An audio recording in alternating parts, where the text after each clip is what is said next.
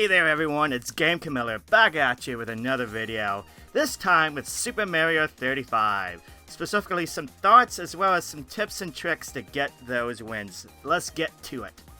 So on October 1st, Nintendo released Super Mario 35. It's more or less Battle Royale of the original Super Mario Bros.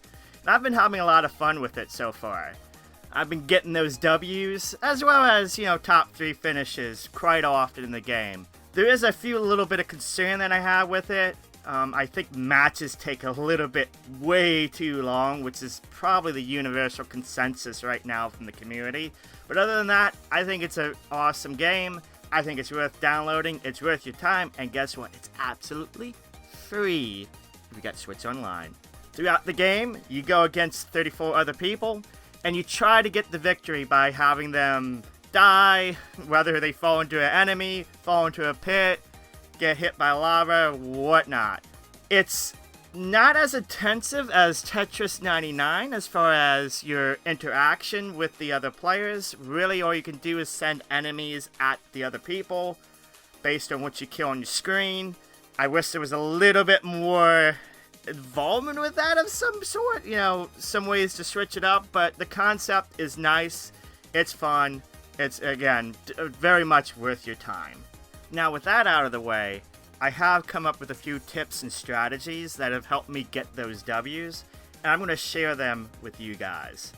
First of all, I do want to say, if you grew up playing Super Mario Bros. Or you're quite familiar with Super Mario Bros., you're going to have an inherent advantage over everybody else. So if you're not used to playing Super Mario Bros., here's some advice for you.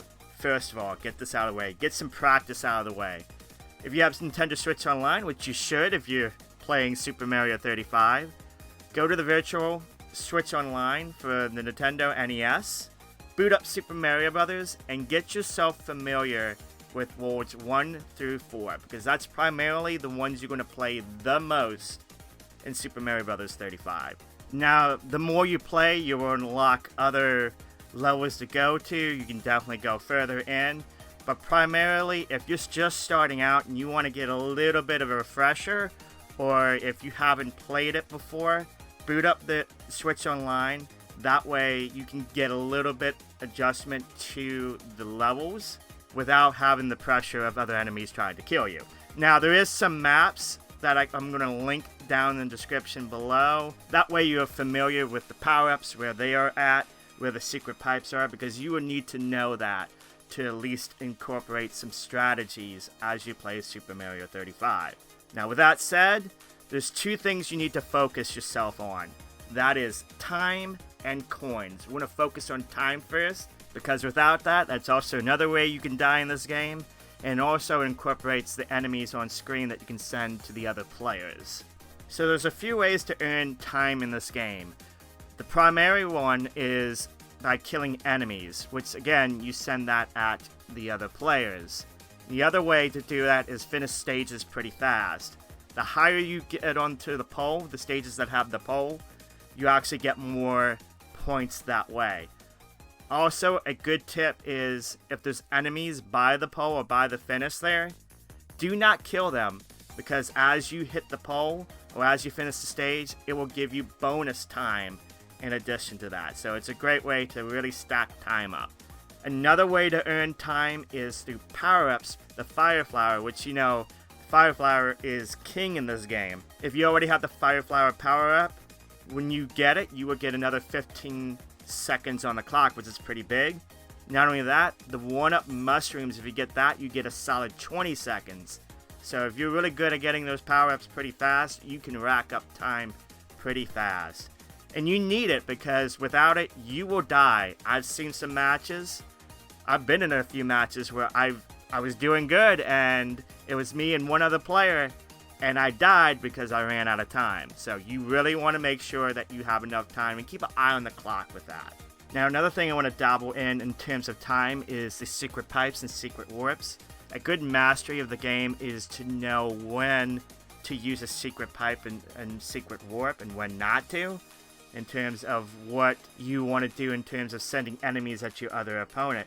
Of course, If you're really good at killing enemies, if you get the fire flower, you're in the driver's seat. You can kill a lot of things. If you have the invincible star, you can go through and clear a house.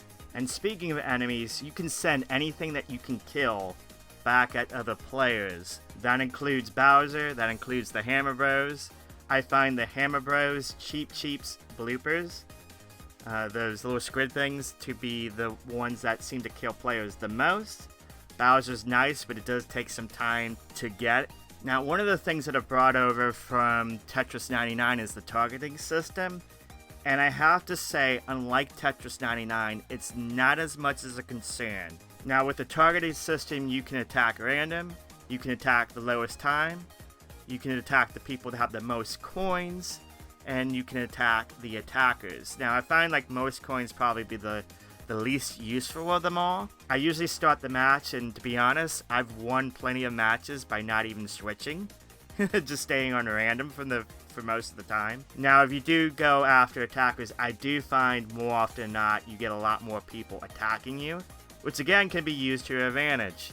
You get a invincible star, you can possibly score a lot of enemies and send them back at them.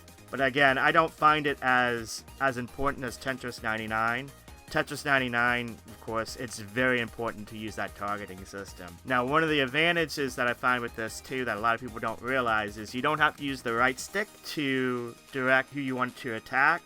You can use the R button and it will actually cycle through. So if you have a Super NES controller or another controller that you use to play with it, you can easily play this game. I actually use a SNES controller through an 8BitDo adapter, which I got a link in the top corner there. Check that out. It's a great device to play two-player games with, because one of the disadvantages I think with the Joy-Con and Pro controller is the D-pad is not the best. So being able to use the R button instead of the right stick to target is a little bit of advantage there, so you have options to use to play Super Mario 35. Now, with time and enemies out of the way, the other thing that you need to focus on is some coins. Coins allow you to earn a power-up by pressing the X button in the match. Now, first things first, when you earn a 20 coins, don't immediately use that power-up. Save those points, save those coins later in the game. You get into a clutch, you're a mini Mario, press the X button, you can get a power-up. If you're not a Fire Flower and you're a big Mario, you can press the X button and hopefully get a Fire Flower or an Invincible Star. Keeping and stocking coins is essential to winning Super Mario 35. Now, you don't want to focus on it all the time because you want to focus on getting time, sending enemies at the other players. If you focus too much on coins, the other aspects of the game will catch up and bite you in the behind and you'll lose a match. As you play the game, you do want to stock up some coins for that later part, that last 10 players that you go against, especially if you're in a situation where you need to get yourself out of a jam quickly. Now, beyond all that advice I've given, the other thing is, at times, take your time. That seems a little weird with a timer on the clock. I find that if you find yourself racing too much or going through it too fast, you're going to get an accidental enemy bump. You're going to miss a platform jump. All the times that I kind of rushed a little bit too fast, it always bit me in the rear end. The other bit is, if you continuously make it into the top 5, top 3, top 2, and you don't get that first place finish, don't be discouraged. Sometimes, it's just the way the game is, sometimes you just finish second place quite often. You will get those wins eventually.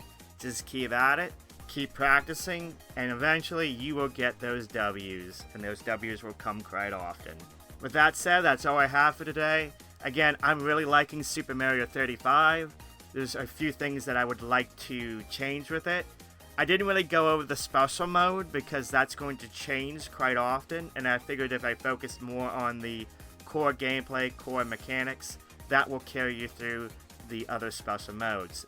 If there's a special mode that comes down that requires some tips and tricks, I'll probably do a new video in the future that focuses specifically on that mode. Again, with that said, guys, thank you for watching. check out the links below. I got some maps of Super Mario Brothers if you want to check that out, if you want to become familiar with that. I also have a link to the Kaiju Club Discord. Discord keeps growing. Join our community, as well as my Twitch channel where I stream 4 days a week. Check that out again in the description box below. Guys, thank you for watching, and I will catch you next time.